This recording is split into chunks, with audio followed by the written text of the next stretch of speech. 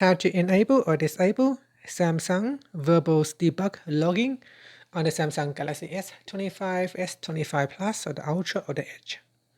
First, tap on the Home button to return back to the home screen. Then on the home screen, swipe down at the top to open up Quick Settings. Now in here, tap on the Settings icon. Next, we then scroll down and then tap on Developer Options.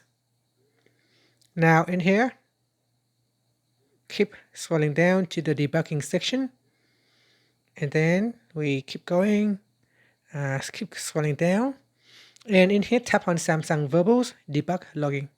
Tap on the toggle button to turn it on, switch it off, and that's it.